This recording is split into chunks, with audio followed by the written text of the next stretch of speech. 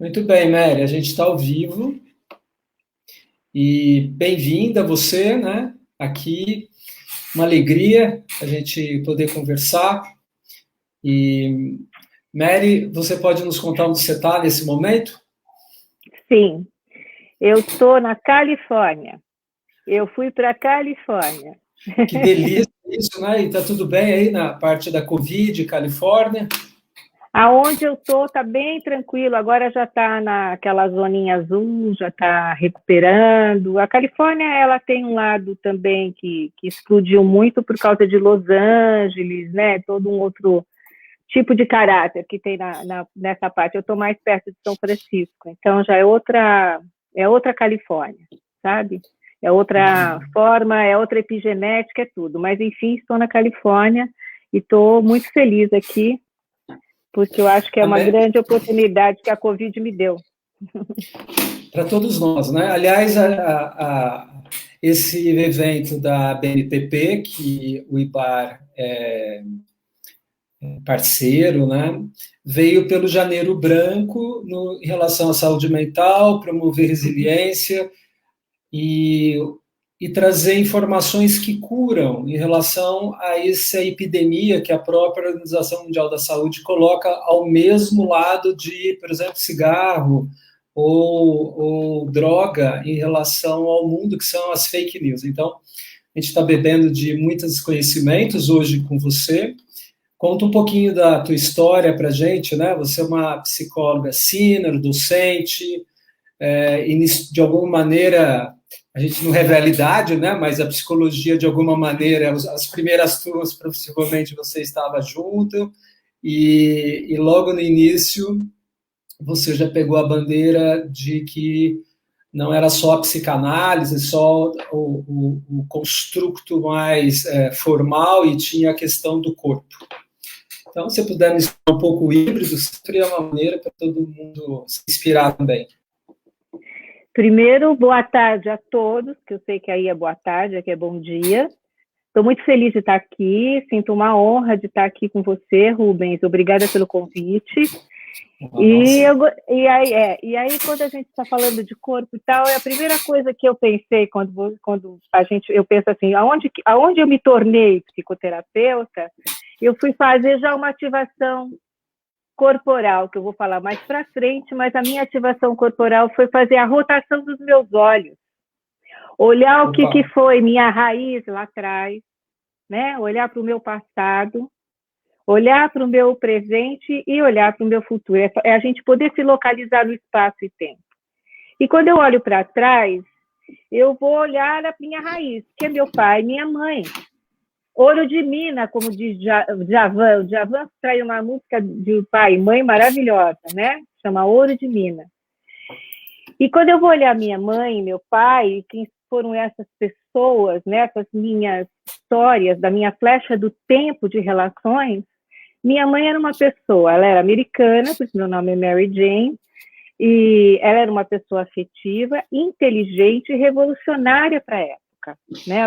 Ela se tornou filósofa e fez literatura também, mas ela fez todo um processo já de um movimento feminino, isso que eu estou falando em 1940, 45, 50, quer dizer, numa época ainda vi muito em que a mulher quase que estava votando ali, começando a vida dela ali.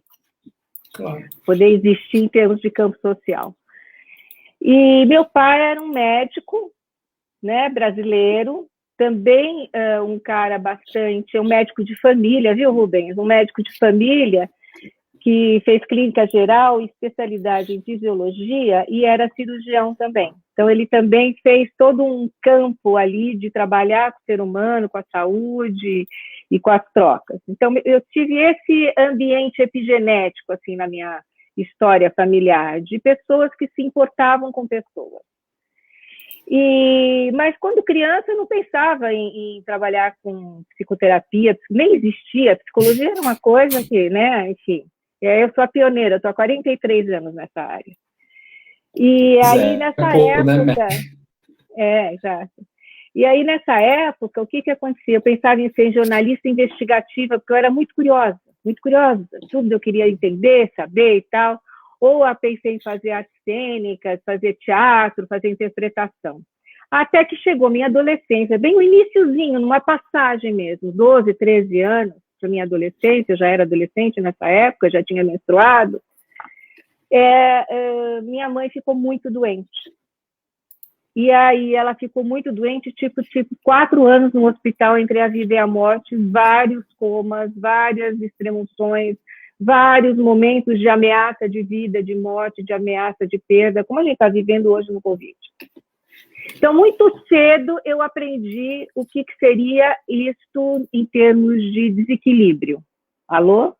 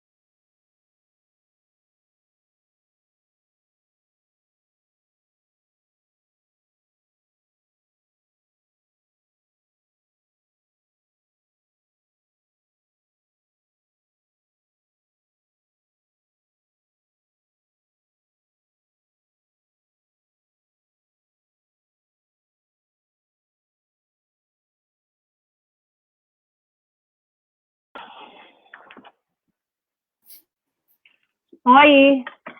Caiu aqui, pessoal, desculpa. Eu acho que é mais fácil que cair aí, porque eu estou do lado do Vale do Silício. Só pode, né? Tem que funcionar isso aqui de algum jeito, né? Olha, tem uma grande questão no Brasil que, assim, quando faz muito calor, a energia elétrica cai. Por causa da chuva, né? Quando faz muito frio, também cai. Eu estou num bairro privilegiado, mas de vez em quando ele oscila. Então, vamos tomar. Você estava contando da adolescência. Então, e aí na adolescência, com a doença da minha mãe, eu pude, dentro desse meu campo, dessa minha família, dessa estrutura que eu estava contando, essa estrutura se desorganizou, se desestruturou. Teve a desorganização do casal, meu pai e minha mãe, teve a desorganização da família. Eu ocupei um lugar meio de arrimo, de segurar um lado e outro, tenho energia para isso. E todas essas dores eu fui conhecer profundamente muito cedo. O sofrimento humano mesmo, o sofrimento veio a partir do meu campo familiar e a partir da ameaça de vida da minha mãe e da perda de minha mãe.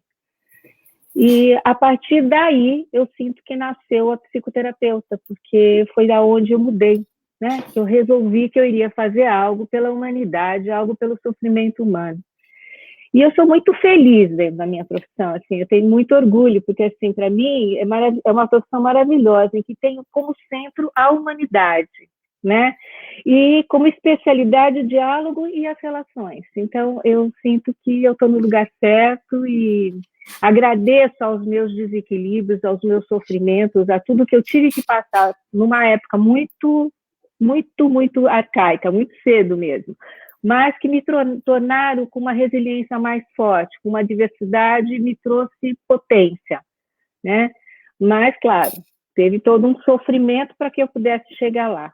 Então, para mim, é muito importante quando eu olho para a minha raiz e agradeço a mãe e pai, e honro a mãe e pai, porque, no final, eles foram suficientemente bons para mim. Essa é uma relação muito importante que você fez, né, Mary? De que a relação pai e mãe, essas relações primordiais, né? E isso é um dos grandes inspiradores para a saúde mental. E se der tempo, a gente depois debate na Covid as relações mãe, pai e filho nesse momento de Covid, um pouquinho da saúde mental dos adolescentes e jovens, né? Como a gente tem observado. Mas como você chegou, como é que você foi para o corpo, então, né? Porque a psicologia clássica vem da psicanálise, vem todo de um processo mais comportamental, cognitivo, e você já foi para o corpo. A minha passagem para a psicoterapia, para a psicologia, para escolher essa profissão, foi também um grande drama na minha história. Meu pai era médico, ele me falava, você vai ser psicóloga? Psicóloga era uma ciência, a psicologia era uma ciência que tinha pouquíssimo tempo, estava começando, e ele falava, você vai ser empregada de médico. Então, tive que ultrapassar uma grande barreira ali de confrontamento paterno para poder fazer psicologia, e ainda por azar, prestei psicologia na USP e entrei em odontologia na época, porque tinha opção, e era uma época que tinha muita concorrência, estava na moda, sabe? É como fazer arte cênica, estava na moda, então acabei entrando na segunda opção e falei que não iria fazer.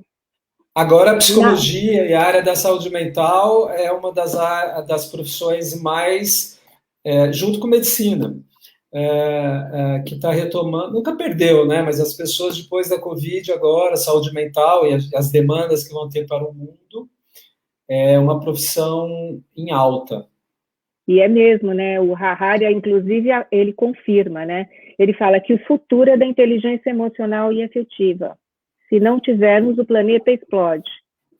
Pois é, parece que a gente já está dentro disso, né, Mary? Não é? Exatamente.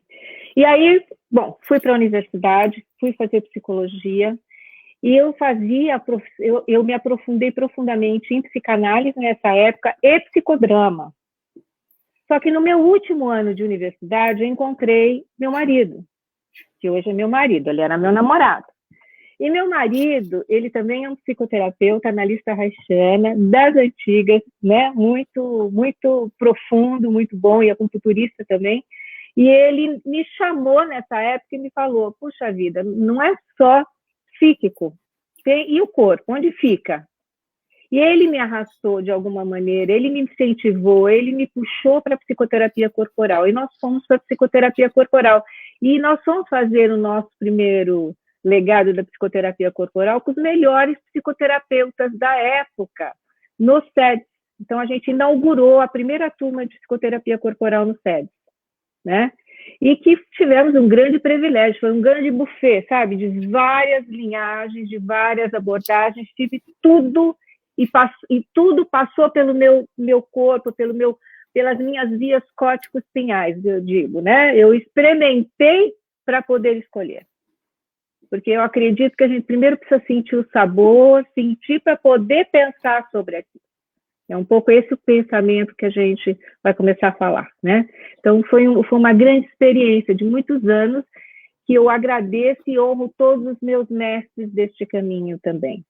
Eu acho que é muito importante a gente poder resgatar aquilo que nos elevou na vida, né? Porque o sentido da vida é evoluir. Perfeito.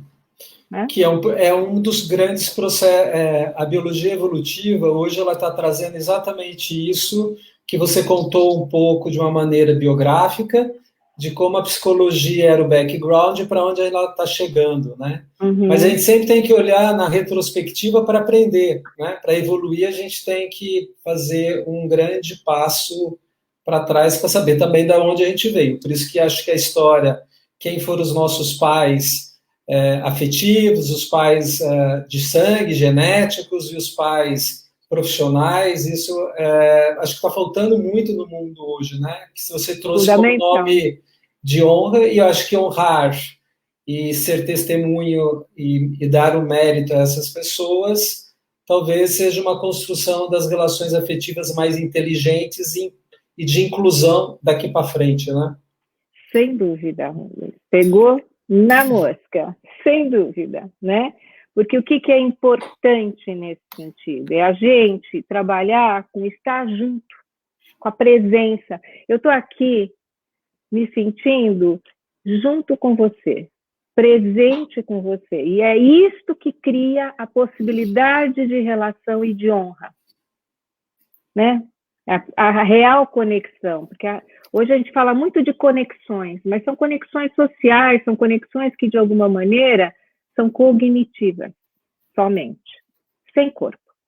Mas eu vou falar isso daqui a pouco, terminar a minha história do corporal. Então, quando eu entro no corporal, nesta época em que a psicanálise era a tradição, isso era como se eu fosse a revolucionária também, de algum jeito, mas ficamos muito tempo marginalizados. Tínhamos pouca escrita sobre o corpo, tínhamos pouco endossamento sobre todo o trabalho. Por que marginalizado? Era mais intuitivo. Oi? Ô, Mary, por que marginalizado? Você usou a palavra marginalizado. É porque, imagina, vinha de um lugar muito clássico, medicina. A psicologia já era vista de uma forma como meu pai te falava, você vai ser empregada de médico. Era vista como uma bobagem. Inteligência emocional não se pensava, né? E ainda se falar da inteligência corporal, né? Naquele momento, daquela história, 1978, eu posso te dizer, né, em que não existia nem computador ainda, nada disso existia, era tudo muito arcaico e muito tradicional, e a gente vivia uma cultura muito rígida, muito pós-guerra, de muita repressão. Então, eram movimentos que a gente fazia para poder soltar esse corpo tão rígido, tão reprimido, tão encoraçado. E quando eu descobri Reich, eu descobri a vida, né? Porque eu comecei a descobrir o sentir e o meu corpo.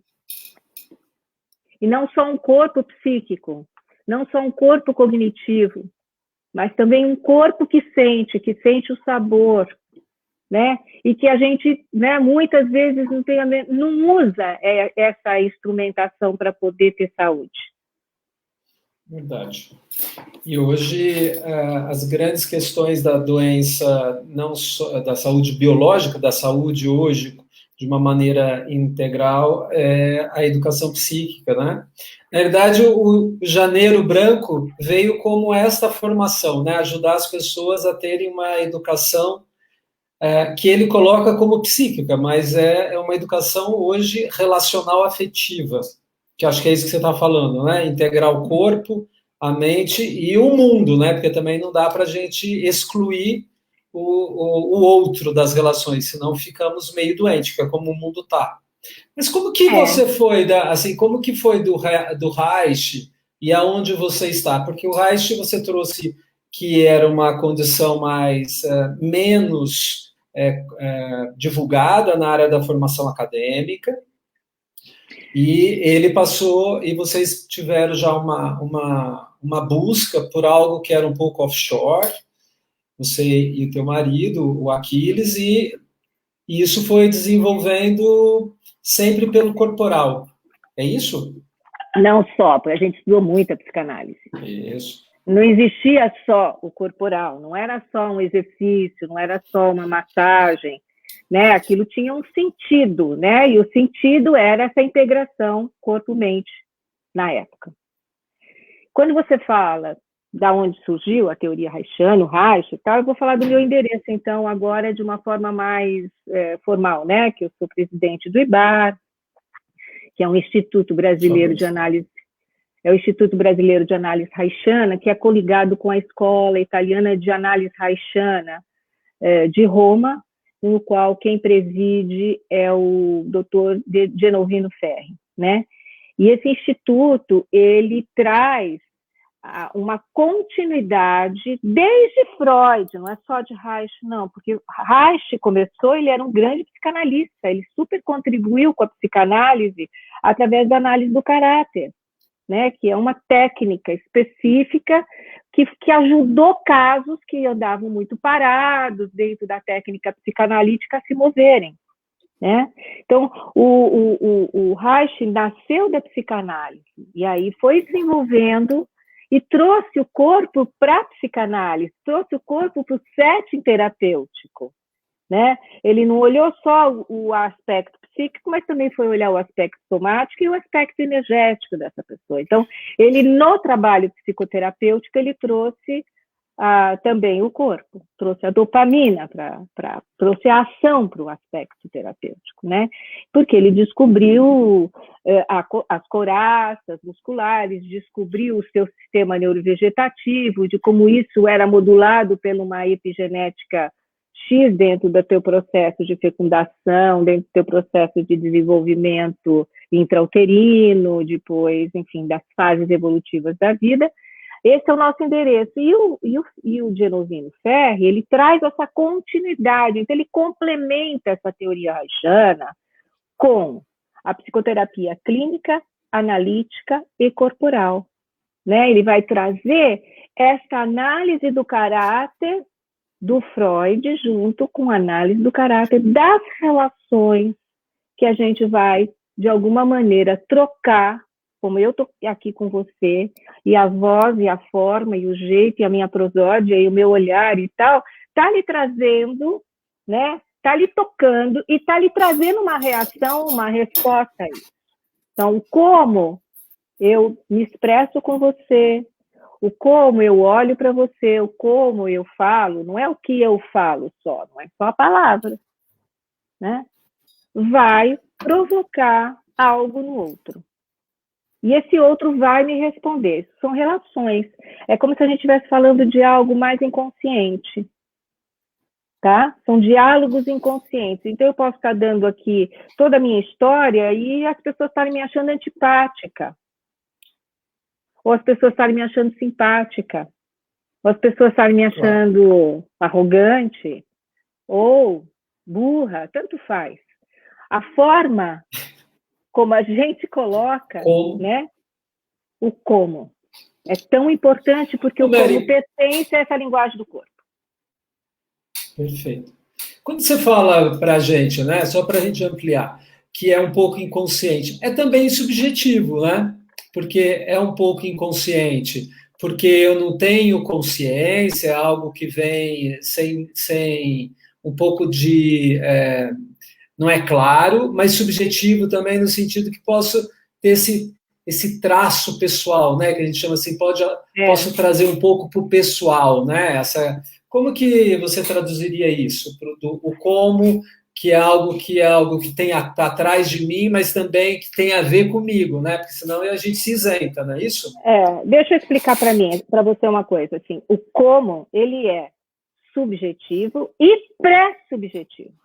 E corporal. Quando eu falo que é inconsciente, é porque antes mesmo, às vezes, de a gente conhecer alguém, ou a gente estar num lugar e olhar para essa pessoa e dizer bom dia, ou boa tarde, ou muito prazer, a gente já está conversando. Eu já estou olhando para aquela pessoa, já estou interpretando, já meu pensamento já acha que ela é legal, que ela não é legal, enfim.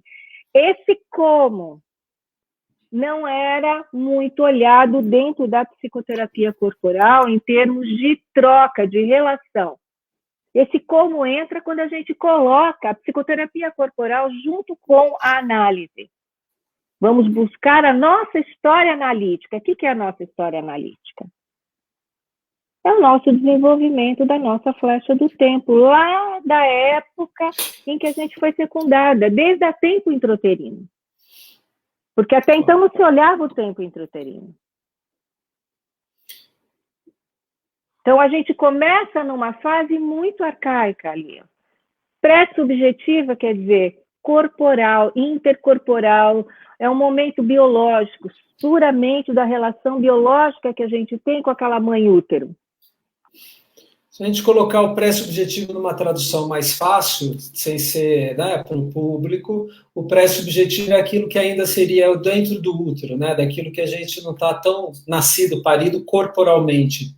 É dentro do útero, nesses 9 meses de vida intrauterina. Isso. E os 6 meses de vida extrauterina pós-parto, até o momento do primeiro dente. Então, essas relações são fases, então, que dentro da psicoterapia clínica analítica corporal, a gente agora aprende e começa a dar uma diferenciação, então, para algumas análises, tanto no diagnóstico da saúde mental, como de fazer prevenção em saúde. A gente pode falar assim? Fantástico, Rubens, porque exatamente eu sinto que hoje entender sobre, aprender sobre, sentir sobre relação objetal primária, parece um palavrão, mas é exatamente isso. É essa fase da vida intrauterina que a gente ainda não é esse ser inteiro que a gente está aqui em pé, de postura ereta, mas a gente ainda é parcialzinho, né? A gente é um pé, um embrião, um feto, um bebê que acabou de nascer, um bebê que está amamentando até 6 meses. Então, a gente é muito mais relação biológica, bioquímica, neuroquímica, nas trocas com a mãe, do que subjetivo. Ainda a gente não é um ser inteiro para ser um sujeito. A gente ainda é uma parte. A gente fala que a gente é um si, um sistema si ainda, né? Uma parte parcial, e que a gente, olhando pela nossa flecha biológica do tempo, que é a nossa flecha de evolução, e é o tempo interno da gente, não é um tempo externo, isso que significa assim, eu posso olhar, vocês podem olhar para mim e verem a avó, mas dentro eu posso me sentir como uma menina de 5 anos. Então, o tempo interno é muito diferente do tempo externo, né? E eu acho que, nesse sentido, esta fase da vida, do tempo intrauterino e do tempo oral, que a gente chama oro-labial, é uma fase muito importante que a gente não acessava antes com a psicoterapia. Né? Seja a psicoterapia clínica, analítica ou corporal. Hoje, com este olhar, com essa leitura que Genovino Ferri traz, que complementa, que é uma leitura sistêmica e complexa em relação à biologia da vida, pela flecha do tempo filontogenética, a gente está olhando, a gente percebe doenças que a gente não tinha localização e que a medicina também hoje está já dando importância a isso, tanto que nos convidaram para dar um congresso lá no lugar mais importante sobre dor da USP, que é na Sindor, né? Para a gente falar sobre onde estão as dores crônicas, onde estão as doenças autoimunes, né? Onde está a fibromialgia, que a gente não entende direito, né? Onde estão essas questões que são questões que ainda não são subjetivas, mas são pré-subjetivas. Então você está dizendo para a gente, né? Na realidade, eu só estou fazendo os arrazoados, tá bom? Então, de que a vida intrauterina dá pistas para a gente, que eu vou colocar marcas. Na área da biologia, a gente chama das marcas epigenéticas, a minha área do conhecimento.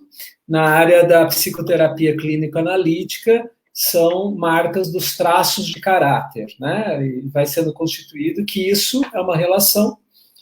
E para neuro seria já as memórias, né? Seriam algumas as memórias. A gente tem memórias. Pelo que você está falando, então, explica para a gente como que a gente pode acessar essas memórias, então, pré-subjetivas, intrauterinas, porque temos memórias no corpo, você já deixou claro que a gente tem, é isso que a gente está vendo, e agora a gente vai começar, então, a ajudar todo mundo a ficar mais estimulado na relação do corpo, mas entendendo que o quando, o como hoje tem muito a ver com algumas marcas de memórias, talvez, do passado, desse útero, do período de amamentação, de outras fases que você pode depois nos contar.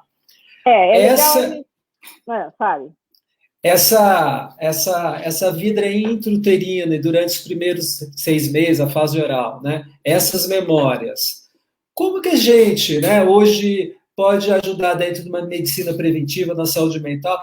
Dá umas pistas para todo mundo aqui, falar, olha, a fibromialgia, o câncer, a autoimunidade. Acho que seria legal você trazer um gostinho do que você já chegou, onde a gente já chegou, né? Vamos, então, para a gente entender, para ser bem didática, estou tentando ser o máximo didática, porque é a vida, né? E a vida é complexa, então a gente precisa tentar traduzir de um jeito mais claro possível para vocês. Então, assim, a gente tem que pensar que somos num edifício de 7 andares, tá? Um edifício da nossa personalidade. E o corpo será o nosso fio condutor, tá? Para a gente poder se localizar e não se perder na complexidade de tantas janelas que a gente pode olhar a mesma coisa. Então, quando eu olho para esse momento da vida intrauterina e dos 6 primeiros meses de vida de fase desenvolvida oral, a gente está falando, neste momento, da memória implícita. A gente está falando, nesse momento, da amígdala, porque a amígdala está em desenvolvimento nesse momento. Em relação a um bebezinho que, por exemplo, lá dentro da vida intrauterina, a mamãe está gestando esse bebê, mas ela sofre, sei lá, ela sofre uma perda materna, a mãe morre, né? Então, essa mãe, ela entra num processo de grande estresse, de aumento de cortisol, aumento de uma série de químicas, com que esse bebezinho vai sentir que, neste campo epigenético da gestação, ele vai estar vivendo o estresse da mãe. Como? O líquido amniótico vai se tornar amargo. E esse bebezinho vai deglutir menos.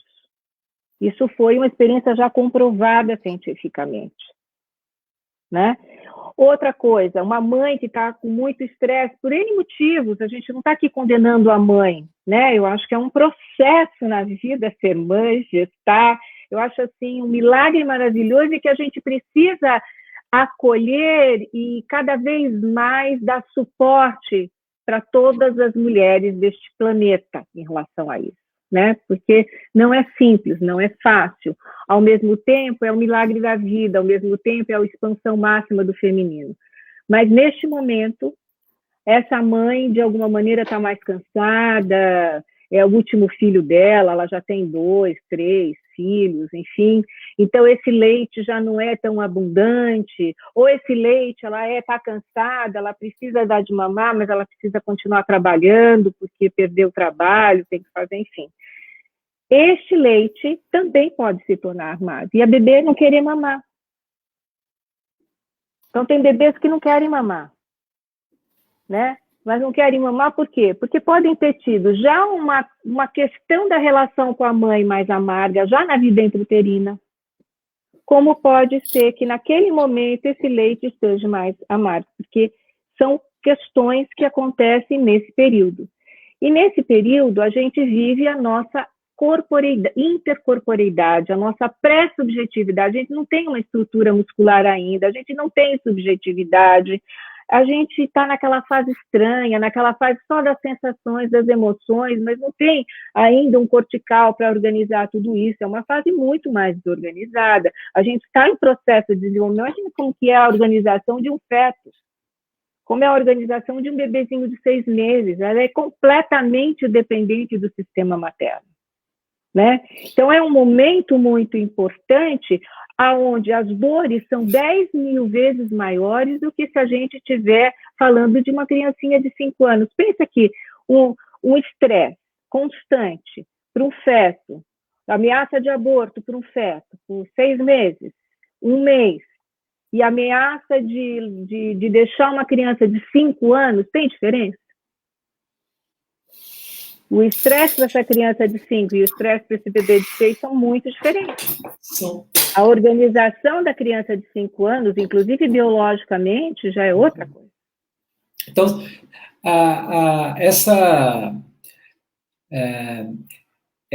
essas sensações que a mãe está passando, né? Essa sensação de ameaça, né? Falou da amígdala, essa região cerebral que coordena as respostas do medo, é a nossa cada vez sede, mais a nossa sede, e que ela hoje cada vez mais a neurociência começa a entender, foi graças aos esses conhecimentos que surgem também medicações ou explicações para comprovar tudo isso que você está dizendo, a mãe que passa medo durante uma gestação, a mãe que passa uma situação de grande trauma ou drama, ou de grande estresse, ou de grande ameaça, grande medo, nesse período da amamentação, esta criança recebe, então, um imprint, uma memória, e isso pode revelar como na vida adulta dela, Mary? Olhando já numa flecha do tempo mais perspectiva. Por exemplo, dentro de uma vida intrauterina, se você tem uma dúvida se você quer ou não quer esse bebê e fica um tempo pensando se vai abortar, se não vai abortar, se vai querer, se não vai querer, essa dúvida, né, do dentro da inclusão pode trazer para essa pessoa no futuro um medo de ser excluído, a sensação de exclusão, a sensação de aniquilação, ou a sensação de ameaça constante. Já a gente estava falando da amígdala. A amígdala é a sede do medo e a sede do alarme da vida da gente. E ela é implícita, não é explícita ainda. A gente fala que ela é mais corporal, é biológica, é uma sensação que você não domina com o seu cognitivo, né? E quando ela não funciona muito bem, que ela não tem sustentabilidade, ainda cai num buraco maior que é o locus coeruleus, né? Que é de uma questão vital, de alarme vital. Então, eu penso que hoje a gente até vive isso bastante com essa ameaça que a gente está tendo em relação à pandemia, né, do Covid, e como as pessoas estão entrando nesses processos mais pré-subjetivos. Por exemplo, o estresse pós-traumático que a gente está vivendo em relação à perda de pessoas, né? Outro dia eu estava vendo uma história de uma mãe que perdeu o filho, um pai e uma mãe que perdeu o filho nessa questão de Manaus, nessa falta de oxigênio. A mãe, quando soube da notícia, ela teve um infarto e morreu. E o pai fez um movimento nessa dupla perda, diante de um desespero e de uma dor profunda que esse homem vivia, de fazer um movimento em prol de não faltar mais oxigênio em lugar nenhum, então criando um processo de evolução e de protesto vital de vida. Então é interessante porque a mãe foi para o quarto nível dela, mas de uma forma tão constritiva que ela chegou a uma entropia, a uma morte. Não conseguiu. Na psicoterapia corporal é a região do tórax, né, que você está falando? É a região do tórax, que é a região que está sendo mais atingida pela nossa Covid. Perfeito. Ô, Mary, você sabe que você traz Desculpa, posso só complementar? Pode. Você trouxe, porque a gente está falando de como a gente se adapta bem, né? O fato da gente ter um trauma no início da nossa vida, numa pré-subjetividade intrauterina ou de uma lactação, não significará que nós vamos desenvolver uma doença, mas as origens da doença, hoje a gente tem que olhar muito mais para trás do que, por exemplo, a medicina clássica. Na anamnese, a gente olha quando foi seu contágio com Covid, mas não explica porque alguém evoluiu muito bem de Covid e alguém, por exemplo, que morreu. Essa resiliência, né, que você trouxe pelo exemplo do pai e menor da mãe e muito menos do filho, né? Essa questão da imunidade, como eu respondo ao agressor, a gente cada vez mais na área da saúde quer entender quem são as pessoas que a idade cronológica e a idade biológica está mais desgastada ou não. Então, você trouxe um exemplo aqui bom para a gente, né, se você concordar, de que o pai, o movimento adaptativo dele foi transformar duas perdas num processo evolutivo e inteligente, né? Vamos organizar o oxigênio, é um caos, mas como faltou pai em Amazonas, a gente traz também.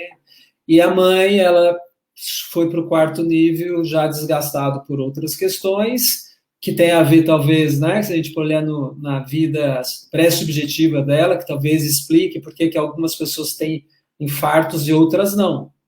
Essa é a grande questão de que você entende que esta análise que você trouxe numa mesma família, tendo uma longevidade muito precoce do filho que o vírus detonou muito cedo, então foi embora numa biologia, numa idade não prevista. A mãe, que tinha alguns outros fatores, mas sucumbiu a uma morte, e olhando ainda como fator de risco, né? Pós-menopausa, a mulher acaba tendo o mesmo risco que um homem, mas o marido mostrou um exemplo de uma resiliência, e dentro desse contexto que você traz da linha da vida, a gente já pode fazer pressupostos um pouco da análise da psicoterapia que você trouxe, que são linhas, apesar de terem inícios muito semelhantes, mas de carga também muito distintas. Vê se eu entendi a sua aulinha aqui, nossa, que você trouxe. Não, eu entendi, eu acho que você entendeu muito bem, porque é exatamente da resiliência que eu ia falar logo em seguida. Porque quando eu trago esse exemplo, essa mãe, ela adoeceu no 4º nível e morreu. Isso você fala assim, é um diagnóstico técnico, né? É um diagnóstico técnico. Então, para quem quiser fazer o curso, já vai sabendo, é isso? Esse é um diagnóstico analítico corporal, não clínico. O clínico, a gente pode falar que ela tivesse uma grande depressão oral, provavelmente, não era nem torácica e não aguentou, né?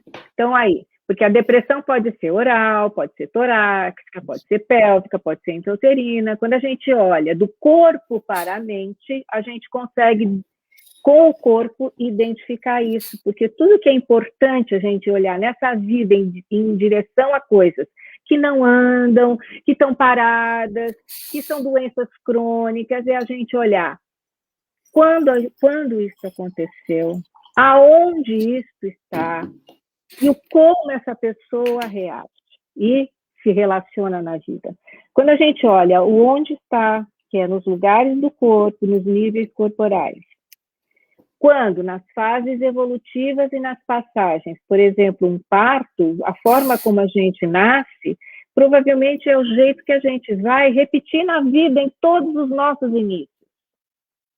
Por isso é tão importante a gente olhar para as raízes, né? Para a gente poder se libertar, porque nem o pensamento da gente é livre, porque ele está associado aos nossos sinais gravados, que são os traços de caráter. E voltando para o exemplo e para a resiliência, este homem, olha que interessante o movimento dele. Ele sentiu profundamente a dor no 4º nível, mas ele caiu no 6º nível, no desespero, no sofrimento horroroso, gritante da perda dupla.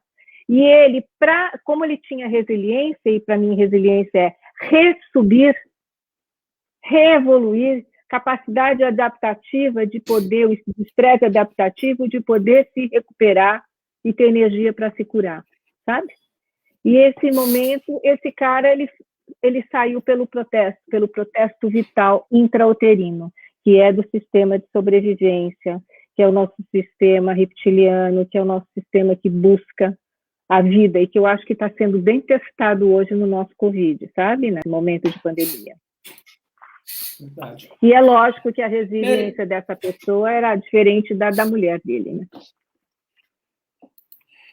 Esse é uma grande busca hoje na ciência e na saúde de uma maneira geral, né? A gente discriminar quem são as pessoas que vão precisar de mais recursos para a mesma questão, né? A gente vê isso em câncer, a gente vê na Covid, mas a gente vê na própria história da depressão, dos transtornos ansiosos, fóbicos, e você está trazendo para a gente o quanto a anamnese para além do como você andou, quanto você amamentou, né? Como foi o parto da sua mãe, como foi a gestação da sua mãe. Na epigenética, a gente já também trabalhamos, nós dois já trabalhamos nessa questão, da questão transgeracional. Também tem que saber como era a vida do pai, da mãe, do avô, da avó, esse campo, né? Essa palavra campo vem muito da psicoterapia clínico-analítica corporal. Ela foi introduzida por vocês no nosso meio. Conta pra gente o que é um campo, né? Porque você falou a resiliência tem muito a ver com esse campo também, né? Porque assim, a gente fala, todo esse primeiro momento que a gente está falando do pré-subjetivo, porque para a gente poder dominar tudo isso, a gente tem que ter, no mínimo, uma subjetividade, certo? Mas a gente não pode deixar esse pré-subjetivo nos dominarem. A subjetividade precisa dominar o pré-subjetivo, né? Incluir, né? Uma pessoa que tem esse tema da exclusão é uma pessoa que está dominada completamente pelo processo pré-subjetivo, né? Uma pessoa que tem esse tema de medo de ser aceita, de não ser aceita, também, porque são momentos muito específicos deste campo intrauterino.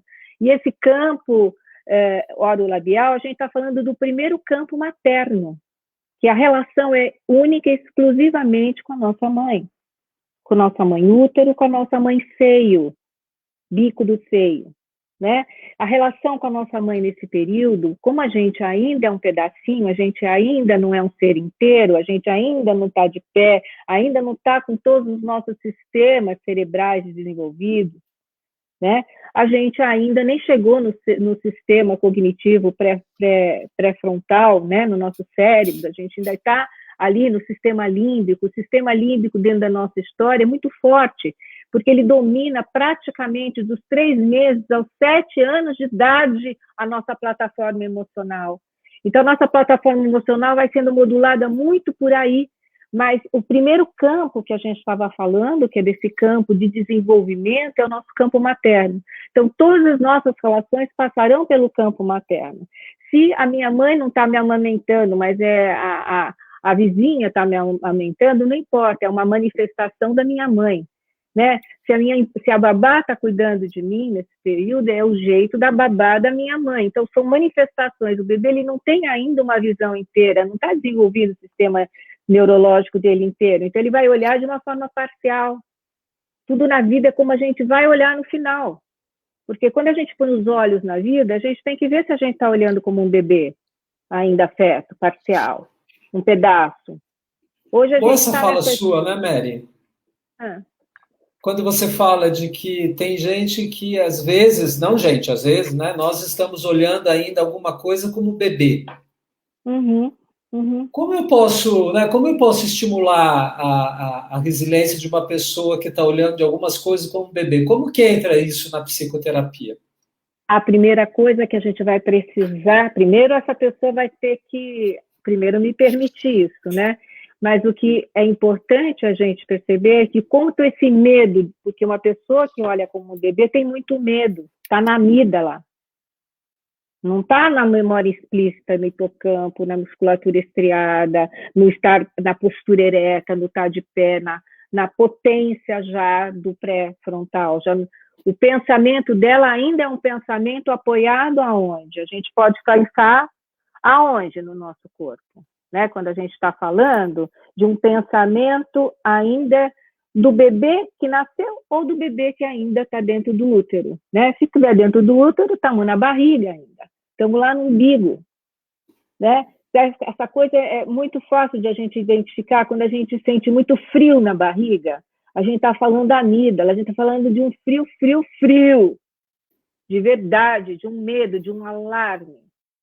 E que hoje é a base de muitas síndromes de pânico, né? Quando a gente está falando, de repente, de uma pessoa mais dependente, por exemplo, né? De uma pessoa que não sabe fazer o movimento dela própria, que precisa, que sente sempre que está faltando algo, que está num momento muito de insuficiência. A gente está falando desse momento dos 6 meses, né? Desse período bem específico da vida dela, em que talvez ela não tenha tido realmente uma alimentação suficientemente boa, nutritiva para o psicoemocional dela. Então, a gente está falando, Rubens, como, por exemplo, uma pessoa mais desse tempo intrauterino, o pensamento dela geralmente é um pensamento de tribo. É um pensamento tribal, como a gente vê isso hoje no mundo, né? Nesse sofrimento nosso, do nosso sistema global. Pensamento de tribo, de clã. Tenho que fazer tudo para esse clã, porque o outro clã é inimigo. Sabe?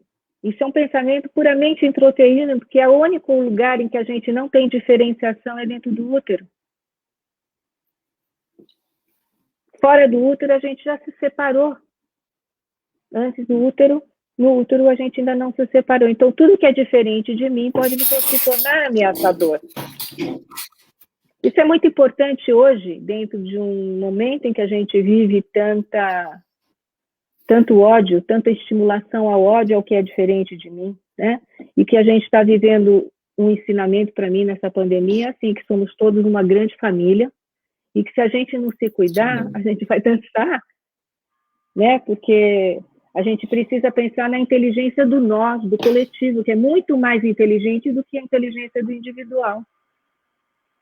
Agora, vai depender da nossa resiliência como planeta, como pessoas, como comunidade terrestre, né? Porque você estava falando da resiliência, quando a gente estava falando lá do exemplo do pai que fez todo um movimento de protesto vital, ele tinha traços de caráter, sinais gravados ali, que mantiveram ele nessa possibilidade de sustentação do tórax. Essa mãe não tinha.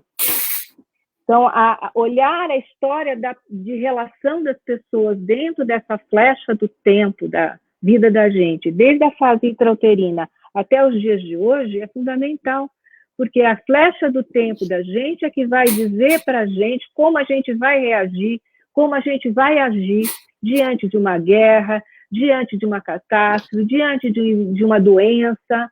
Por exemplo, uma pessoa com câncer, quando ela recebe essa notícia, como ela reage? Ela desiste? Ou ela, não vou deixar, não vou sucumbir, vou segurar, vou ter sustentabilidade? Vai depender dos traços de caráter, das prevalências de como essa pessoa tem, principalmente, conhecimento sobre si própria. Então, quando eu penso no pensamento, nos olhos, os olhos, para mim, eles são super importantes. Aonde a gente apoia o nosso pensamento? E se a gente não olhar para a nossa raiz, não tem saída. Não tem saída, Rubens. As doenças crônicas, para serem curadas, a gente tem que olhar para a nossa raiz.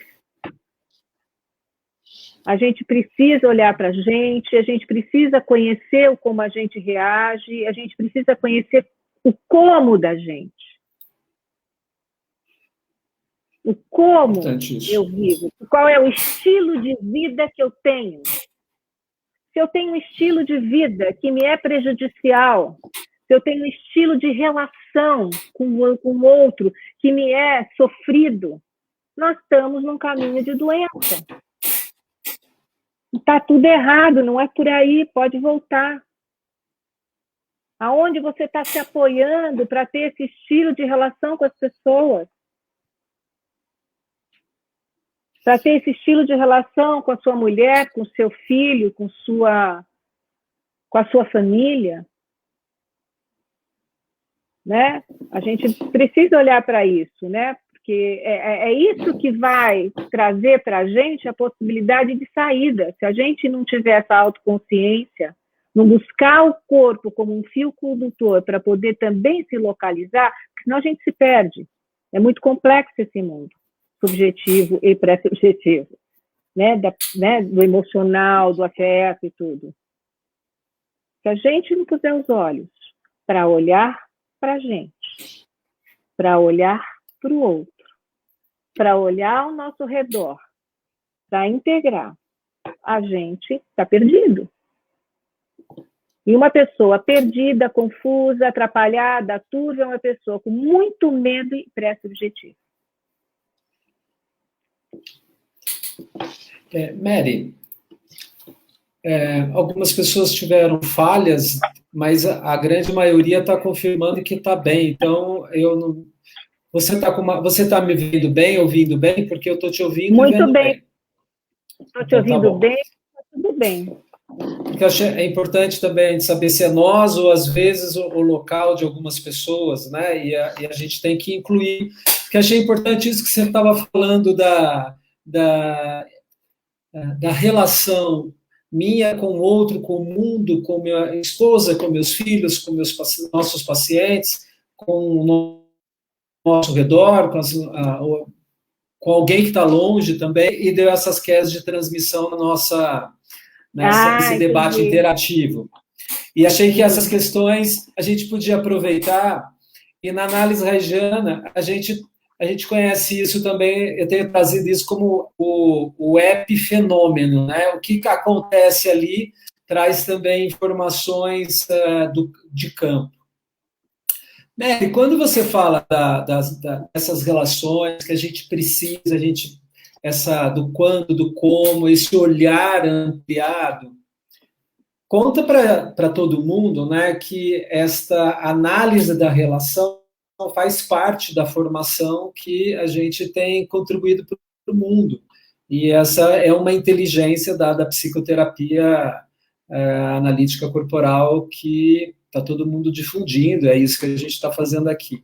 Então, essa questão relacional, essa educação relacional que você trouxe, é algo que também, para o psicoterapeuta, ou para o médico, para o profissional de saúde, é estimulado, aprendizado. Obviamente, todo mundo nasce com um pouco disso, mas tem uma inteligência para isso. É assim? Tá certo como eu estou falando, Mary? Não, tá, eu acho que sim. Acho que eu estava aqui pensando assim, né? Pensando de novo no edifício, da nossa personalidade, do corpo como lugares, nos nossos portais de receber essas relações, e aí os nossos sinais gravados, as nossas memórias ali, de fui uma pessoa amada, fui uma pessoa excluída, fui uma pessoa aceita, fui uma pessoa ameaçada, fui uma pessoa potente, enfim. Isso tudo está na gente, certo? Isso tudo, cada um tem a sua dor e tem a sua delícia de saber quem é, certo? Porém, nesse processo todo da vida, a gente hoje tem que ter um pouco mais de agilidade para se conhecer mais, sabe? Assim, não dá mais para a gente ficar achando que inteligência emocional é bobagem, inteligência afetiva é bobagem, como se falava até pouco tempo atrás, né? Que não era uma coisa tão importante que hoje, como você falou, hoje está em alta a coisa. Mas eu acho que está em alta porque o ser humano está em alta, porque ou a gente salva essa raça humana ou a gente sucumbe, né? A gente está no momento mesmo de bifurcação, eu sinto. E eu penso que, assim, o que é importante a gente olhar dentro da gente, assim, quem eu sou, como que eu penso, né? Se eu tenho, por exemplo, se eu te der um outro exemplo no corpo, né? Se eu tiver um masseter, fechado, duro, apertado, eu vou ter um pensamento. Se eu tiver um masseter solto, relaxado, eu vou ter um outro pensamento. Então, a gente não... o pensamento também é corpo, a amígdala também é corpo, o locus coeruleus também é corpo, né? Não é só o tórax, a boca, os olhos, né? O umbigo, né? Nós temos vários portais que trazem a nossa história, as nossas memórias aí. E a gente precisa pôr os olhos, quando eu falo pôr os olhos, é pôr a nossa subjetividade, tá? Pôr o nosso lado mais organizado, porque o nosso sistema pré-frontal cognitivo é o último que evoluiu dentro da sua escala evolutiva da flecha do tempo filontogenético. Então, ele é a nossa última organização, é a maior organização, mas não é a melhor. Ela é a melhor se ela estiver integrada com o nosso corpo. Porque hoje nós vivemos a patologia da descontinuidade, em que existe muita ênfase para o cognitivo e pouca ênfase para o sentimento, né? Então, a necessidade que nós temos de juntar o nosso cérebro com o nosso sentir. Alô? Alô? Caiu? Ixi, caiu de novo.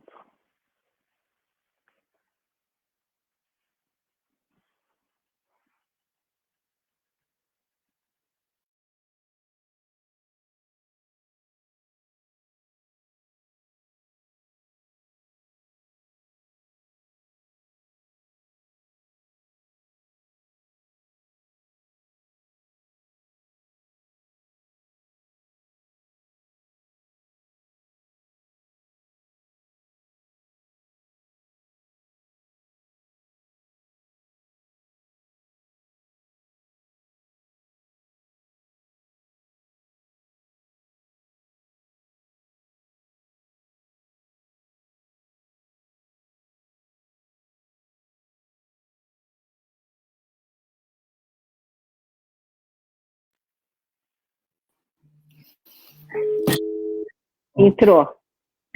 Eu fico tentando... Gente, desculpa, lamento. Vamos lá.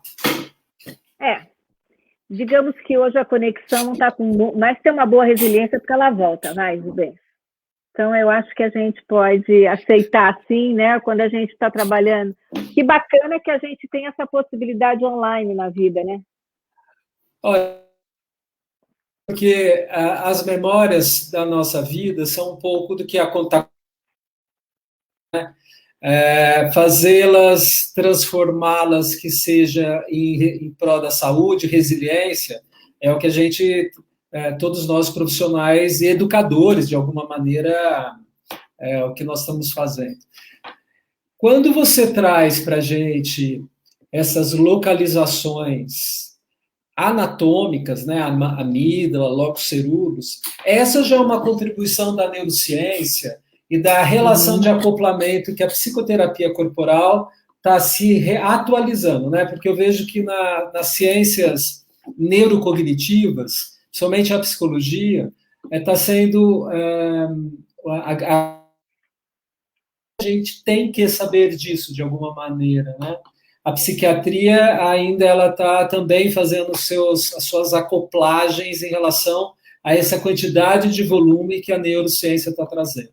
O Genovino Ferri, né, o Gino que você trouxe, tem essa condição de fazer essas conectividades, né, da psique com a neurociência.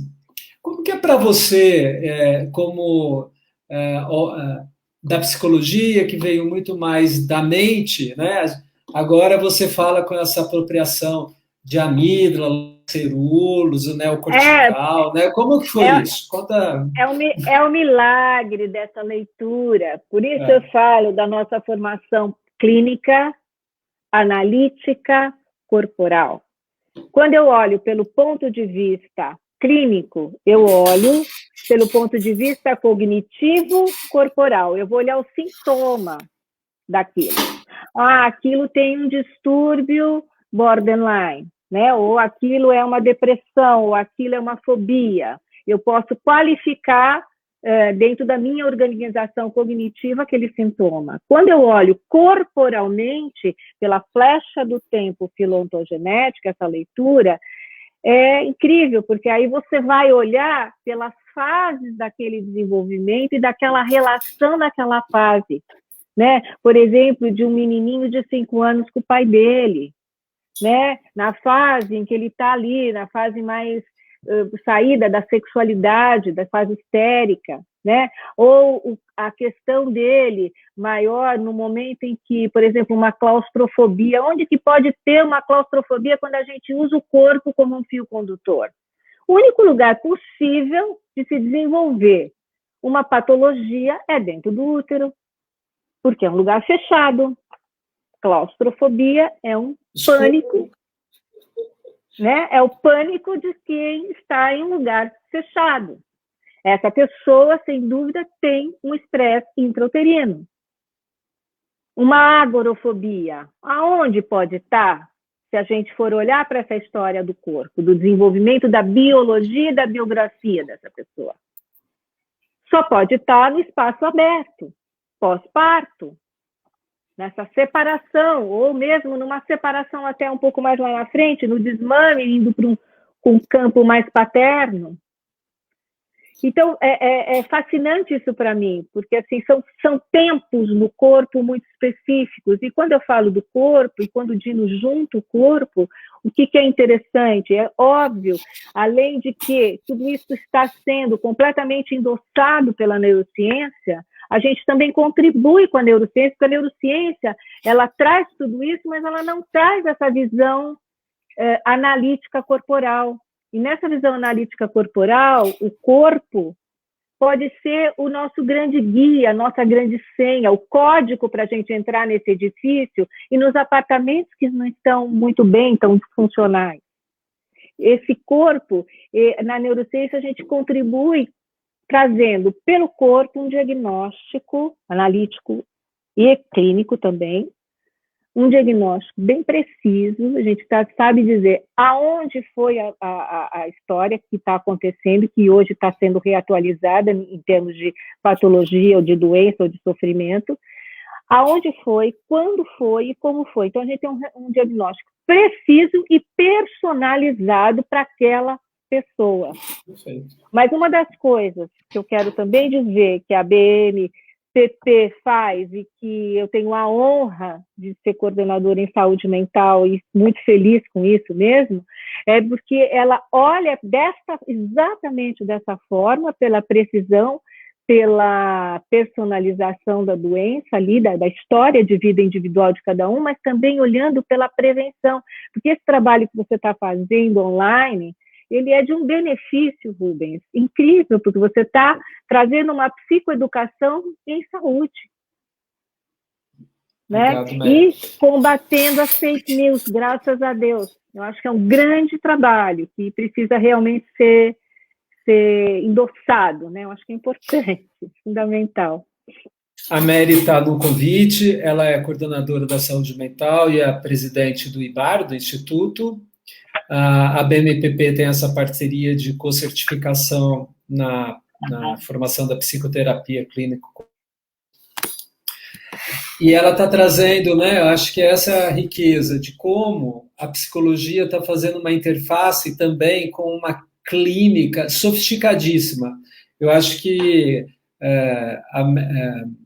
como ex-aluno e professor, né, do IBAR, e como cientista, as informações de precocidade no diagnóstico, da prevenção focada, né, você consegue voltar, dá a possibilidade da gente trabalhar com... Às vezes, em saúde, a gente fala que evitar desgaste já é altamente evolutivo, né? E acho que a psicoterapia clínica analítica corporal, ela tem esse processo evolutivo das pessoas de trabalhar com o corpo e com a educação psíquica. Essa educação psíquica que a gente está fazendo, Mary, que você trouxe, por exemplo, agora nesse exemplo, queria da gente trabalhar, você está cheio de cases e a gente podia, essa mãe que você falou, né? Se a gente pegar um caso daquela criança que a mãe passou um grande estresse, não conseguiu amamentar, hoje em dia a pressa pelo trabalho, o retorno ao trabalho, faz com que muitas mães tenham muito estresse nesse período de alimentação. Vamos trabalhar, se você puder trazer para a gente um case em que, para as mães ficarem atentas, dislaxia, e algumas situações, né, às vezes a gente vê que a criança está evoluindo com mais medo, mais insegurança, os pais também ficam com mais medo e insegurança, a amígdala muito ativada, e nesse momento de pandemia tudo fica maior. Então, dá um gostinho, assim, oferece para todo mundo o case, que você está cheio de cases de êxito, né? Eu acho que isso é importante, e com mensagem já, acho muito importante. Você sabe que eu me lembrei, você falando, eu fui me lembrando de um caso que, assim, nunca é tarde. Eu quero dizer, nunca é tarde. A vida, né, eu acho que isso é importante. Nunca é tarde, eu acho que o sentido da vida é sempre evoluir, não importa o quantas vezes a gente, de alguma maneira, não foi eficiente, não foi suficiente, dá para reparar. Eu acredito profundamente na reparação da vida. Eu tenho essa sensação e também tenho essa prática clínica, né? Então, eu tenho uma história de uma paciente minha que vivia um conflito muito, muito difícil com uma filha que vivia um aspecto de muita adolescente, de muita revolução, de uma coisa assim, de muita queixa e de uma desconexão com a mãe, forte, assim, e todo um protesto vital contra a mãe. Né, vital, mas não conservativo da espécie, porque isso era muito destrutivo para a mãe e para a filha. Essa mãe, ela me procura para uma terapia, porque para poder ajudá-la nesta história dela com a filha. Então, a primeira coisa que a gente trabalhou foi ela estar junto comigo, porque ela era uma mãe muito ansiosa. Tá? Então, a gente baixou essa energia da ansiedade, e a ansiedade forte está ali no diafragma, sabe? Que a gente fica só na inspiração e faz mil coisas e nunca pode realmente relaxar e expirar. Então, nós trabalhamos muito isso, mas isso fazia parte de uma depressão materna, tá? Que ela fugia pelo movimento, né?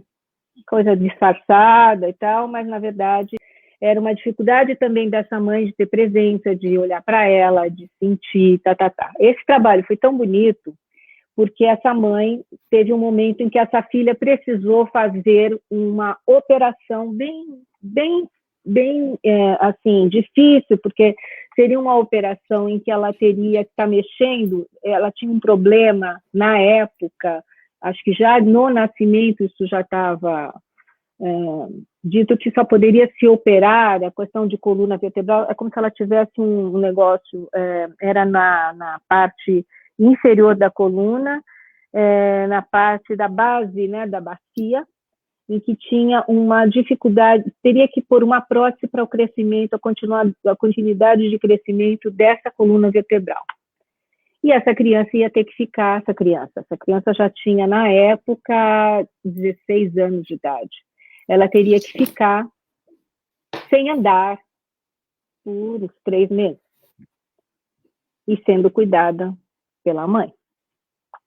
A mãe teve que parar de trabalhar, ela era uma mulher super ocupada. E teve que se dedicar nesses 3 meses para essa filha. E que era justamente o período dos 3 meses que ela viveu. Olha que a vida, ela é inteligente, ela tem um sentido inteligente. Você tem que sacar a inteligência da sua história. E foi exatamente os primeiros 3 meses de vida, de nascimento dessa criança, que essa mãe era uma mãe que era uma mãe dedicada, mas era ansiosa, né? Porque ela tinha que ser perfeita. E era justamente neste período em que ela teve dificuldade de amamentar, e não deu e tal, e acabou não conseguindo dar de mamar o suficiente para essa filha. E essa filha até foi para frente e tal, mas teve essa questão, na questão ali da área lombar dela. Bom, enfim, essa mãe, eu falei para essa mãe, para tudo, você quer salvar a tua relação com a tua filha? Para tudo, esteja presente neste momento, é uma possibilidade que você está tendo de amamentá-la novamente, que a vida te deu, foi dada fractal de Deus. É o momento de você nutri-la, de você cuidá-la, de você olhar para ela, de você estar junto, de você estar presente. Foi a cura, Rubens. Foi a cura. Toda vez que eu lembro disso, eu me emociono. Porque foi a possibilidade desta criança voltar, se renutrir com essa relação. E esta mãe, nesta época mais madura, terapeutizada, que olhou para si, que sabia se discriminar, que não misturava-se com a filha, pôde cuidar do bebezinho dela naquele momento, que não podia andar, que não podia tomar banho sozinha, que não podia se alimentar sozinha, nada disso. Refez a relação. Então, isso eu penso que não importa se a gente teve momentos mais inadequados, mais difíceis, mais insuficientes, é possível a reparação. Eu acho que a vida sempre nos dá essa oportunidade. E quando não é, também a gente pode trabalhar a possibilidade de morrer com dignidade. É essa sensação que eu tenho na vida. Tem uma hora que a vida também vai te pôr um limite, né? Verdade, a finitude. E a gente está lidando com isso. A Vânia faz uma pergunta e eu vou aproveitar e participar rapidinho de uma resposta do médico, que ela fala: esse diagnóstico mais ampliado, aprofundado, facilita o trabalho terapêutico? Então, como médico, eu vou trazer a minha referência, porque o tempo do médico no setting terapêutico é bastante diferente do tempo da psicologia. Terapia profunda. Da profunda. Então, para a Vânia, mas isso é para mim, o fato de ter uma possibilidade de fazer a análise da relação do tempo, né? Como aconselhador biográfico, a gente começa num período que é igual da anamnese, mais ou menos quando a gente cria as memórias por volta dos 3 anos, a gente tem as primeiras memórias mais claras. Tem gente que só tem depois dos 6, 7 anos, e algumas pessoas têm vivências anteriores. Então, Vânia, o fato de saber o que aconteceu com a tua ancestralidade, hoje ela é importante tanto na oncogenética, mas na educação psíquica e fazer prevenção. Então, é fundamental. Mas não adianta só saber, a gente precisa saber se você tem os endpoints ali que a América nos pavimentos dos prédios, né? Como foi construído essa corporalidade, essa também mentalidade, esse corpo. Então, entender algumas questões que se passaram nesse passado pré-subjetivo, quase ancestral, facilita muito para que a gente possa fazer uma prevenção personalizada também. Então, depende do tipo do útero, da onde veio a origem da família, pode nos ajudar a falar se tem mais conflito ou menos conflito, se foi mais tumultuado ou menos tumultuado. E a gente pode aprender, por exemplo, nesse período de grandes exílios, né, autoexílios que o mundo está passando, e a origem de traumas e essas memórias que às vezes é o neto que vai, a pessoa de hoje está falando de uma memória que aconteceu lá atrás, um trauma lá atrás, e isso a gente já falou um pouquinho, e a gente agora passa para você, Mary, o fato para você hoje ter essa possibilidade diagnóstica precoce e prematura em relação ao flash do tempo lá atrás. Isso facilita o trabalho terapêutico? Para o paciente é mais rápido, por exemplo? O processo é mais rápido, facilita. Agora, eu quero diferenciar uma coisa. E sem dúvida alguma, eu acho que a gente perde muito menos tempo e vai muito mais direto ao ponto, naquilo que realmente é efetivo e eficaz para uma pessoa, porque hoje a gente não tem mais essa questão de ficar em um tempo que hoje, dentro da nossa modernidade, não é mais possível, né? É totalmente diferente quando começou o Freud na vida, né? Então, assim, é importante que a gente saiba que se essa pessoa que me procura, vai tudo depender da flecha do tempo de cada um. Se essa pessoa que me procura é uma pessoa com um problema muito, muito arcaico, mais pré-subjetivo, o tempo pré-subjetivo é um tempo que demora, um tempo que precisa demorar. Por quê? Porque ele não tem espaço e tempo. A gente só vai ter o espaço e tempo após, no subjetivo, quando a gente fica de pé. Aí a gente consegue nos localizar e ter um sistema pré-frontal.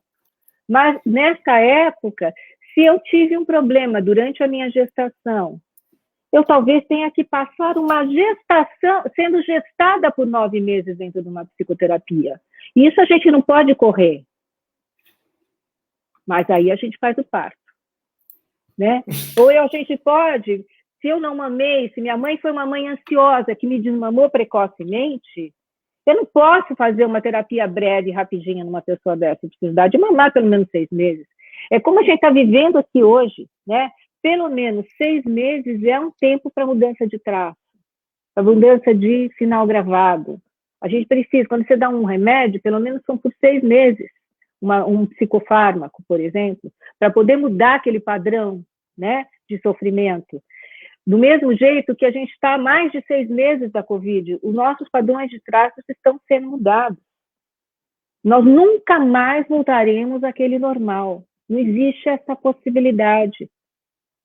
Hoje o tempo é outro, é zero, estamos começando. E estamos começando com exclusão do sistema límbico por causa do distanciamento social e por causa do isolamento. Então, antes, na modernidade líquida, antes no nosso antes do Covid, a gente vivia um corte, né, uma baixa de serotonina, né, um aumento de noradrenalina e um aumento de dopamina. Mas a dopamina disfarçava a falta. Disfarçava, era uma depressão disfarçada, mascarada. Hoje, nós temos um aumento do medo, que é a noradrenalina, uma baixa afetiva, que é a da serotonina, e nós temos um corte da aceleração, quer dizer, também não podemos andar no mundo, porque está perigoso. Então, estamos também castrados nisso. Perfeito. Mary, no começo você falou da rotação dos olhos, tem algumas perguntas, eu vou ler para você está vendo também.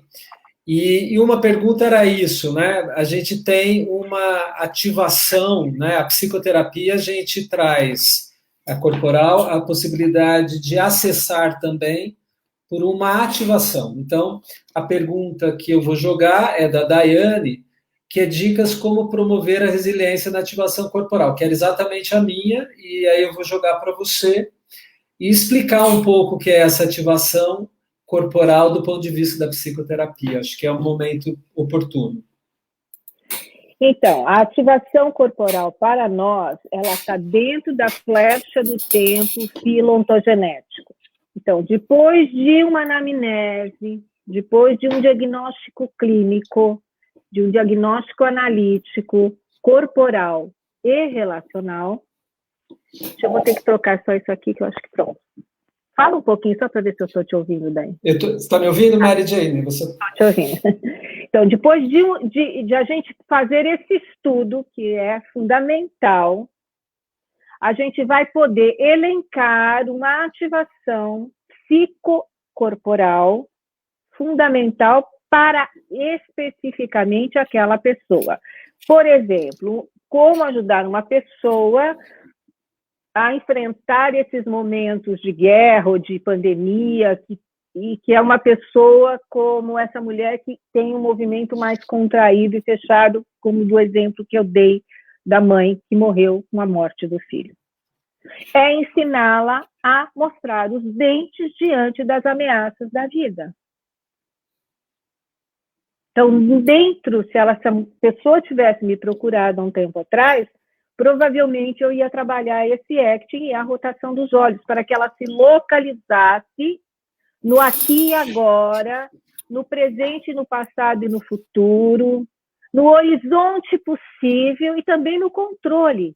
Porque hoje a gente vive a falta dos olhos, porque o vírus a gente não vê. E se a gente não vê, a gente não controla. E se a gente não controla, a amígdala explode, dá medo.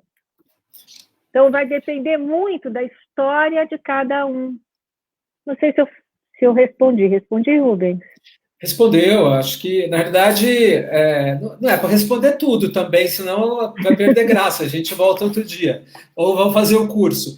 Na realidade, eu acho que tem uma questão que eu gostaria de também ampliar, da Mary. A base da ativação corporal na psicoterapia analítica, na análise reichiana, ela vem explicitamente da biologia evolutiva, que movimentos filontogenéticos a gente pode atuar, mas que estão no nosso traçado da linha de aquisições de habilidades e tem toda uma correlação mente-corpo. Então, o que ela trouxe de rotação de olhos, de morder, de mostrar os dentes, e respirar. Eu posso te dar um outro exemplo que talvez por favor, é isso aí. Eu só estou te dando a ponte. Por exemplo, uma pessoa que teve um problema entre a...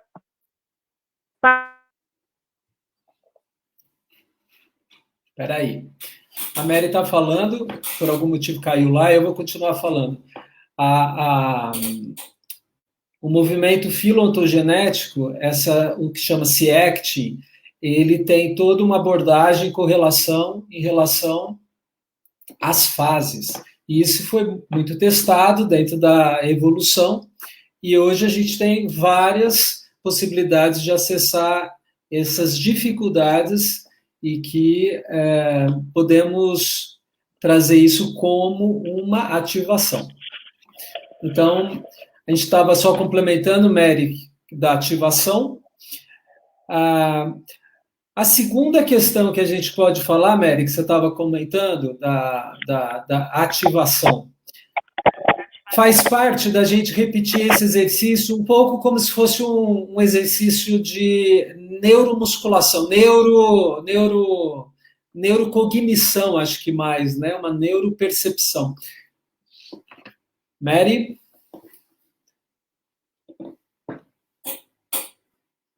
Não estou te ouvindo. Vou seguir.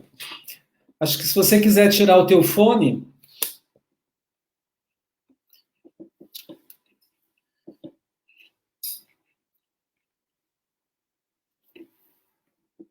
Então, a ativação corporal, dentro da análise da psicoterapia, ela está muito ligada com os processos de neurofármacos. Então, podemos ativar por exercícios, mas isso tem um significado também em relação ao que se quer atingir. Então, uma dopamina, uma serotonina, que foi o que a Mary trouxe dentro da abordagem. Então, tem uma ligação de neurotransmissores, de uma prescrição, né? Seria uma ativação, seria a ativação também farmacológica pelo corpo. Acho que e isso é acessando redes neurais, e aí acho que a gente pode desenvolver isso talvez num outro momento, mas é para entender que tem uma correlação com a neurociência e os estudos de neurofarmacologia. Não estou te ouvindo.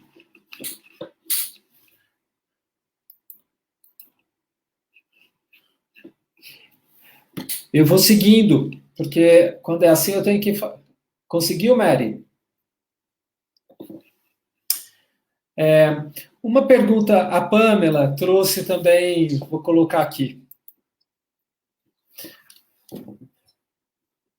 A Pamela está trazendo que é muito comum perceber uma dificuldade de comunicação entre abordagens terapêuticas que muitas vezes se fecham em seu próprio nicho. Eu entendi que a Pamela está falando de que algumas abordagens da psi fazem menos pontes com outras áreas do saber.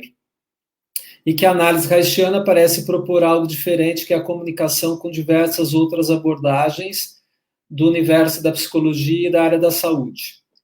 E ela quer que a gente fale um pouco sobre o benefício desse diálogo. Mary, você está me ouvindo? Então, eu acho que a Mary trouxe já para a gente várias... Está me ouvindo, Mary? A gente não te ouve.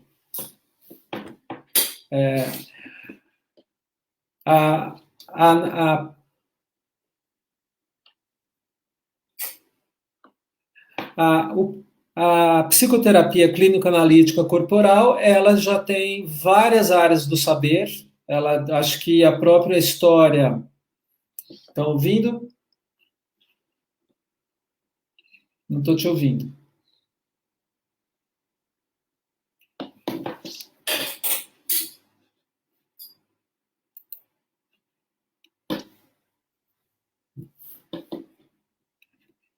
Tá.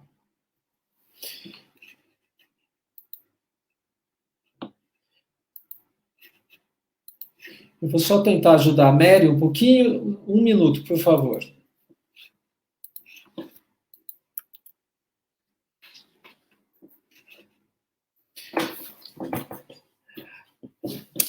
Ops. Agora você me ouve? Está me ouvindo? Agora, isso, Mary. Bem-vinda, Mary! Você sabe o que eu acho? Eu acho que é o tempo, fica um tempo, esses negócios começam a dar esses problemas. A gente está chegando meio no fim, mas olha só, a gente falou um pouco da ativação. Eu ouvi o que você falou. E acho que você pode complementar. A Pamela trouxe o quanto que ela tem essa visão de que a análise haitiana, a psicoterapia clínico-analítica corporal, ela conversa com várias áreas do saber, em detrimento de outras áreas um pouco mais fechadas, que a gente sabe disso. Então, do ponto de vista da minha parte de contribuição para isso que a Pamela falou e da ativação, queria dizer que várias pessoas de várias áreas do saber da psicologia começam a levantar bandeiras também para buscar mais a neurociência. Acho que a gente tem esse privilégio de fazer a conexão mais rápida e acho que o Gino teve esse grande benefício e as pessoas estão ampliando no mundo de várias áreas do saber e a gente está trazendo desde a polivagal do Porges, mas a própria condição para onde as questões estão indo, né? Eu tenho contribuído com a cronobiologia, com a epigenética, a gente entender que essa relação, o tempo interno e tempo externo é evolutivo, né? A gente tem hoje o ciclo circadiano cada vez mais presente, né? As pessoas se não dormem, e acho que, Mary, aí é legal agora você dar uma arrematada, daqui a pouquinho já temos 5h20, a gente vai ter que terminar, e aí você fala as suas mensagens, acho que é isso. Bom, eu quero só arrematar quando a gente falou da ativação, que para mim é precioso a ativação, que a gente tem um bom diagnóstico. Então, por exemplo, uma pessoa que teve essa falha entre o momento do nascimento e os 6 meses de vida, que acting que eu puxaria? Eu puxaria a sucção, ó, esse aqui, ó. Esse é um acting filontogenético. Todo mamífero na vida vive, mama. Nós temos memórias e histórias aqui. Então, essa recuperação deste movimento vai trazer uma possibilidade dessa pessoa mudar de fase, como no videogame, e ir para uma fase mais evolutiva. Então, as ativações corporais, eu vou trazer de um jeito assim. Elas são a nossa joia dentro do nosso trabalho, totalmente científica, totalmente relacionada à história daquela pessoa, endossada pela neurociência, endossada por, inclusive, Porges, que está super acompanhando o trabalho da análise reichiana com Genovino Ferri e escrevendo artigos junto, esse da dor também vai estar o nome dele junto. Então, eu acho que são contribuições que hoje a gente está tendo e que a gente está complementando para a psicoterapia clínica, analítica e corporal, porque dentro até da teoria polivagal, a gente tem que incluir o corpo. Então, o corpo como nosso fio condutor. Então, Eric Kandel foi o cara que validou a psicoterapia, né? Então, ele validou a palavra, ele falou que a palavra modificava a sinapse, né? Criava a neuroplasticidade. Mas a gente fala assim, mas o como a gente traz essa palavra, o tom, o jeito, o ritmo, a voz, a melodia, o como, a nossa prosódia também modifica a sinapse. E uma ativação corporal também modifica, e acredito que ainda mais ainda, porque ela move neurotransmissores. Eu acho que isso é importante. Então, essa pessoa que fez essa sucção, ela não está só recuperando essa área, mas ela está aumentando a serotonina dela. A serotonina deste primeiro campo, dessa serotonina materna, que seria hoje equivalente a uma paroxetina, um citalopram. Olha, além de você já dar eu acho que isso é incrível, né? Eu acho que isso são as mudanças, talvez, para a educação de todos, né? A saúde mental, parece que a gente tem que trazer o corpo, a mente e o cérebro, né? Então, as questões da neurocognição, da neuroplasticidade, mas da neurofarmacologia, neuroaprendizagem, a gente está, acho que essa formação já está trazendo essas possibilidades, não mais de tridimensão, mas de quadri, né? Mary, você falhou mais, né? Acho que merece dar um tempinho a mais, né? Vamos ficando aqui, porque... Dá um recado para a Pamela. Pamela, é o seguinte, eu penso que assim, você falou tudo na sua pergunta. Realmente, eu acho que é uma abordagem que trabalha principalmente, a gente fala que a gente é especialista em diálogos e relações, né? Então, a gente realmente conversa com várias abordagens. E hoje em dia, a gente tem sido chamado para falar sobre análise reichiana contemporânea, que é nesse formato de formação clínica, analítica e corporal, e vários outros ambientes que são ambientes de psicoterapia verbais, são ambientes de enfermagem, ambientes de educação, porque se a gente está olhando, porque o que a gente olha? A gente olha como a vida evoluiu na vida daquela pessoa.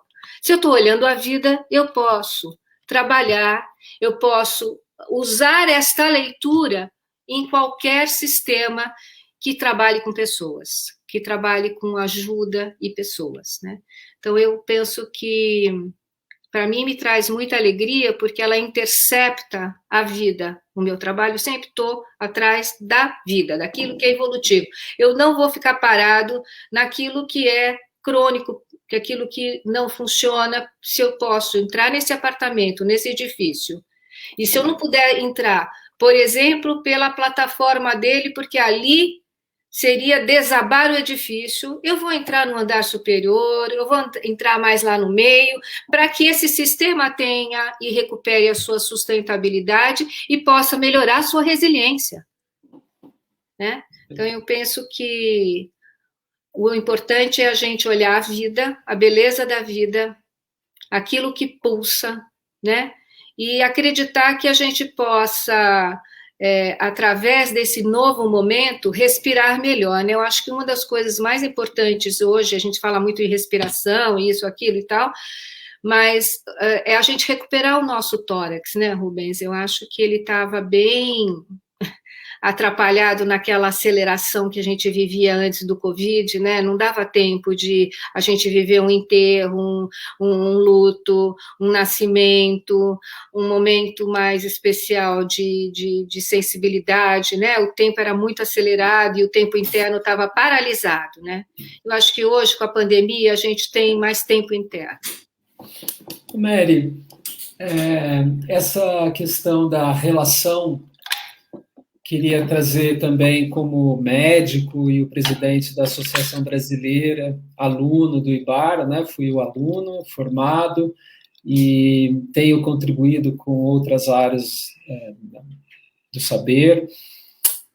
A questão da educação relacional, eu entendo que a Pamela trouxe, você trouxe esse finalzinho, eu acho que é uma grande contribuição, né? A possibilidade de nós, profissionais, também termos bases para nos autossupervisionarmos também pela relação no setting com o outro, e isso trazer evolução e engajamento e curas, né? Então, os pacientes que nos procuram sempre têm histórias conosco de alguma maneira. Acho que a análise caixana contribui muito para a gente entender. Algumas evoluem muito boas, nem tanto, e é assim mesmo. Então, eu acho que é um momento, Mary, de as pessoas perguntaram aqui como acessar a psicoterapia clínica analítica corporal, como que as pessoas podem ser formadas nesse país, né? O IBAR forma?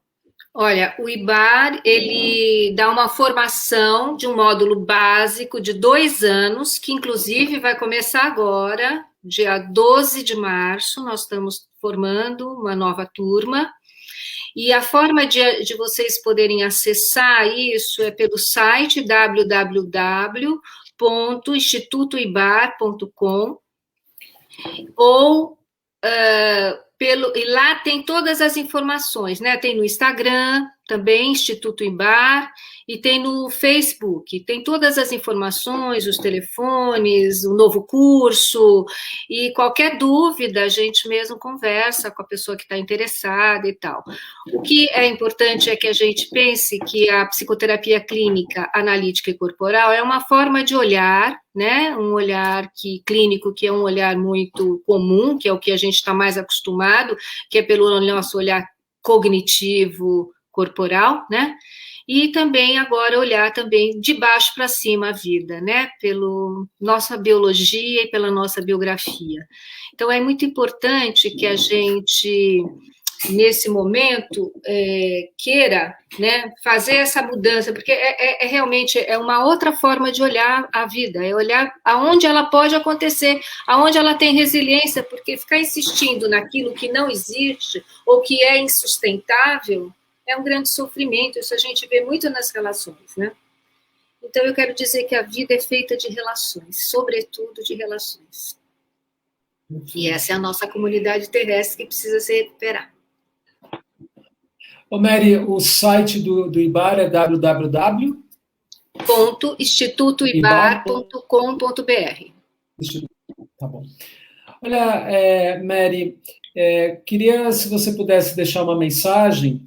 Eu vi a Cristiane, só para colocar, eu acho que seria interessante, eu sei da importância da farmacologia, mas ser escravo dela não dá, e a Vânia traz, alguns precisam de remédios só na crise e outros cronicamente.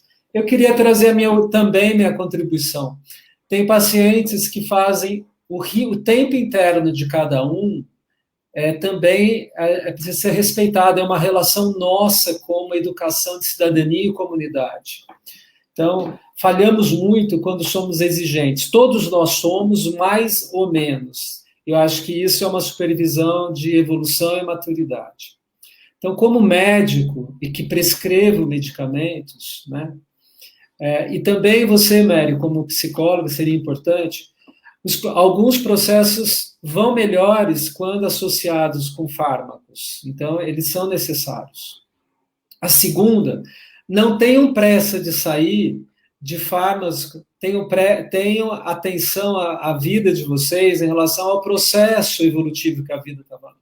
Então, ser feliz é uma exigência muito grande, mas a gente trabalha com a paz, né? Eu estou aqui, a Mary está aqui, todas as pessoas que participam aqui, ela vem pela cultura da paz, a gente conviver, dar o tempo de cada um, respeitar a ciência e sermos, de alguma maneira, redentores e ter paciência, é um mundo que as pessoas não estão com paciência. Então, cada um tem o seu tempo de evolução. A cura para cada um não é a cura que nós, profissionais, às vezes desejamos, a gente aprende muito isso, né? O que é cura não é nunca mais ter a doença, mas a gente lidar, né, relacionar com ela como uma fonte de inteligência, como a Mary bem trouxe aqui, né? Qual é a inteligência da tua história? Qual é a inteligência da sua doença? O que elas nos contam, o que elas nos revelam, porque a partir do momento que a gente fica aliado dela, ela já não é mais o problema, ela já pode ser o meio, né? Então, Rubens, acho que você falando isso tudo, deixa eu te falar, me ressoou uma coisa muito bonita, muito importante, que eu acho que a gente, como ser humano, precisa muito aprender, né? Porque eu penso que limite é amor, né? Se a gente sabe dos nossos limites, ou se a gente respeita o limite do outro, a gente está amando, né? E eu me lembro de que o importante para a exigência, o importante para o ser exigente, e nós como estamos numa descontinuidade em termos de mundo, em termos de ter este corte transversal do pescoço e vivermos muito só numa questão cognitiva e pouco sentida, a gente se torna um pouco exigente demais, muito onipotente, muito arrogante, muito que acha que sabe, só que o que a gente precisa desenvolver nesse pescoço para que ele não nos adoeça? Humildade. A humildade está no pescoço, e a humildade tem a ver com essa conexão entre o que eu sinto e o que eu penso e o que eu expresso, né? Se eu tenho na minha expressão afeto, eu já sou um ser humano diferenciado. Se eu tenho na minha inteligência cognitiva afeto, eu tenho uma continuidade e um respeito à minha vida. Então, eu quero terminar honrando a vida. E a vida é uma continuidade de evolução. Muito bom. Olha, primeiro agradecer, sempre é rico, Mary, te ouvir. Incrível, porque essas questões de conectividade, para mim, eu fiquei muito tranquilo, queria te dizer isso, espero que todos também tenham ficado. Esse aprendizado de 43 anos de psi, acho que está fazendo seus impactos, a contribuição aqui no Brasil, e agora, quem sabe, aí, né? Eu acho que na Califórnia. A próxima semana, a gente vai receber sobre saúde mental e o casal infértil, as dificuldades das pessoas de que querem ter filhos e não conseguem. Por favor, estou te convidando, porque, de alguma maneira, você tem uma grande experiência também, né, nos casais inférteis. Tenho. E aí, se você puder, Mary, deixa uma mensagem para esses casais que estão com dificuldade de ser fértil. Você trouxe a humildade, mas a gente podia trazer a criatividade. O que você acha, a gente terminar com a criatividade? Excelente, excelente, porque diga a eles de que é possível, no momento em que, porque o que eu sinto que hoje se vive de sofrimento, era essa aceleração, como que dava nessa aceleração que a vida nos punha? Gestar. Se a gestação não pode ter pressa. Se esse campo precisa de uma proteção para poder ter vida, né? Para desenvolver. Então, eu penso que na vida a gente precisa recuperar nossa humildade, nossa humanidade e nosso humor, nossa criatividade, né? Então, eu penso que é muito bacana que a vida esteja hoje dando uma oportunidade incrível de a gente começar de novo, tempo zero, pensando, sim, na possibilidade de parar para aquilo. Para mim, é como parar para cuidar da minha filha, que vai fazer essa operação, e eu tenho que me dedicar àquele tempo de 3 meses de vida da minha filha. Então, eu penso que me dedicar a esse tempo meu intrauterino é poder a gente abrir a possibilidade, é quase uma magia, mas eu já tive pacientes que por 10 anos tentaram, em 3 meses de terapia, estava grávida. Isso aí. É só uma questão de olhar para si, estar junto e presente. Pois é isso. Gostei do tempo zero, que a gente agora starta, né, inicia o tempo interno de cada um, conectado. Temos que ter cuidado ainda. Muitos países ainda... Muito. Está todo mundo agradecendo, eu também agradeço. Eu quero agradecer demais a você também, adorei, Rubens. Tá tudo, foi ótimo, gostei muito, e espaço aberto, que a gente, todos nós trabalhemos pela paz, criatividade, humildade. Isso. Acho que o mundo está precisando. Boa cirurgia para a filha, quero que tudo dê bem, e todos bem-vindos para a próxima semana, de a gente ouvir as agruras de um casal, de como lidar com esses casais que têm dificuldade, e que a Mary já trouxe aqui para a gente trabalhar. Eu vou ouvir vocês. Participe, todo mundo convidado. Esse é um espaço de debate. Todos são bem-vindos com as perguntas. O que só não pode é não respeitar, né? Não honrar. Então, isso aqui é a cultura da paz, é a cultura da divulgação científica. Obrigado, Mary, pelo tempo. Eu quero oferecer um abraço a todos. Obrigado. Todo mundo. Tchau, pessoal. Obrigadão.